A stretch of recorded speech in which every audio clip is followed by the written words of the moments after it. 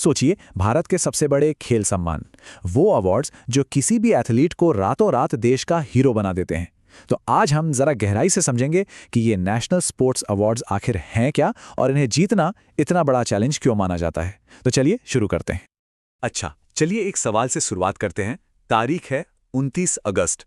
Indian sports के calendar में ये डेट इतनी स्पेशल क्यों है?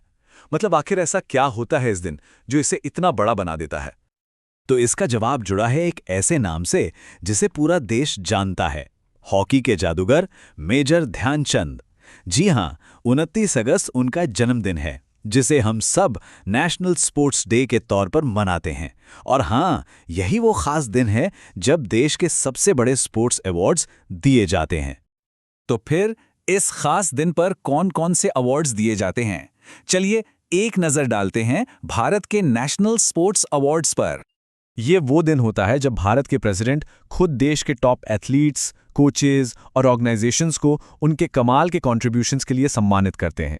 आप कह सकते हैं कि ये इंडियन स्पोर्ट्स का सबसे बड़ा सेलिब्रेशन है, सबसे बड़ा उत्सव। इस लिस्ट में कई बड़े नाम हैं, जैसे मेजर ध्यानचंद खेल रत्न अवार्ड, अर्जुन अवार्ड, कोचेज के लिए द्रोणाचार्य अवार्ड और भी कई सारे सम्मान।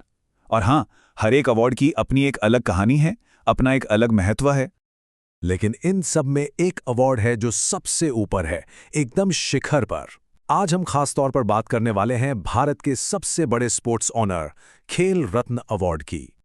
मेजर ध्यानचंद खेल रत्न अवार्ड, सुनिए, ये सिर्फ एक अवार्ड नहीं है, ये हर इंडियन एथलीट का सपना होता है।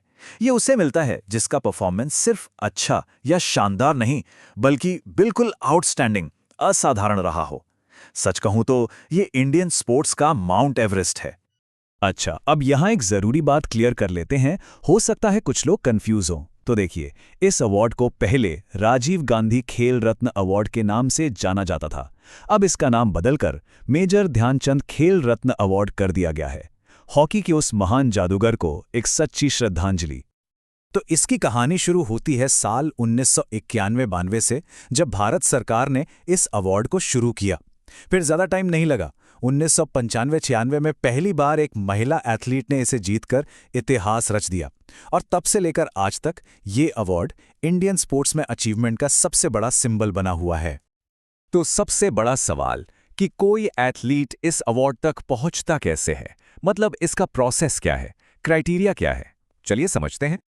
तो सबसे पहले बात करते हैं प्राइज मनी की। जो भी इसे जीतता है उसे मिलता है पूरे 25 लाख रुपए का कैश प्राइज। ये बहुत बड़ी रकम है और यही बात इसे देश के सबसे बड़े खेल सम्मानों में से एक बनाती है। लेकिन जाहिर है, ये सिर्फ पैसों की बात नहीं है। विनर को कैश के साथ साथ एक मेडल, एक सर्टिफिकेट ऑफ ऑनर और एक सेरेमोनियल ड्रेस भी मिलती है। ये सब मिलकर इस अचीवमेंट को और भी ज्यादा खास बना देते हैं। और यहाँ एक बहुत ही इंटरेस्टिंग पॉइंट है, विनर का सिलेक्शन सिर्फ एक साल के परफॉर्मेंस पर नहीं होता। नहीं, कमिटी अवार्ड वाले साल से ठीक पहले के पूरे 4 सालों के परफॉर्मेंस को देखती है। मतलब साफ है, ये कोई तुक्का नहीं है, ये 1-2 जीत की बात नहीं है, ये लगातार कंसिस्टेंटली टॉप पर बने रहने का इनाम है। तो सवाल ये उठता है कि ये परफॉर्मेंस कहाँ काउंट होता है? जाहिर सी बात है, दुनिया के सबसे बड़े मंचों पर। सिलेक्शन कमेटी सबसे ज्यादा वेटेज देती है ओलंपिक्स, पैरालंपिक्स, वर्ल्ड कप और वर्ल्ड चैंपियनशिप जैसे टूर्नामेंट्स को। मतलब यहां जो आपने कर दिखाया वही सबसे ज्यादा मैटर करता है। तो ये पूरा प्रोसेस आखिर चलता कैसे है? देखिए, सबसे पहले तो नेशनल स्पोर्ट्स फेडरेशंस अपने नॉमिनेशंस भेजते हैं। फिर उन एप्लीकेशंस की सरकारी लेवल पर स्क्रूटनी होती है, मतलब जांच होती है। इसके बाद एक डेडिकेटेड सिलेक्शन कमेटी हर परफॉर्मेंस को रिव्यू करती है और फिर सबसे आखिर में ministry of youth affairs and sports final list को अप्रूव करती है। तो आप देख सकते हैं, ये काफी लंबा और टफ प्रोसेस है। तो अब जरा उन लेजेंड्स को याद करते हैं, वो दिग्गज जिन्होंने सबसे पहले इस अवार्ड को जीतकर इतिहास के पन्नों में अपना नाम हमेशा के लिए दर्ज करा लिया। सबसे पहले विनर, द फर्स्ट एवर, साल था 1991-92 और ये अवार्ड मिला चेस के बेताज बादशाह ग्रैंड मास्टर विश्वनाथन आनंद को। ये सच में इंडियन स्पोर्ट्स में एक नए दौर की शुरुआत थी। और फिर साल 1995-96 में एक और इतिहास रचा गया।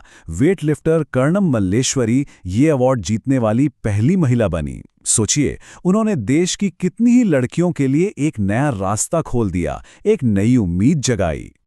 तो ये है खेल रत्न की कहानी। 4 साल की जबरदस्त मेहनत, दुनिया के सबसे बड़े स्टेज पर कमाल का परफॉर्मेंस, और तब जाकर मिलता है देश का ये सबसे बड़ा सम्मान। ये अवार्ड सिर्फ एक ट्रॉफी नहीं है, ये एक लेगेसी है, एक विरासत है। तो अब सवाल यही है कि इस लेगेसी को आगे कौन बढ़ाएगा? अगला लेजेंड कौन होगा जिसका नाम इस शानदार लिस्ट में जुड़ेगा?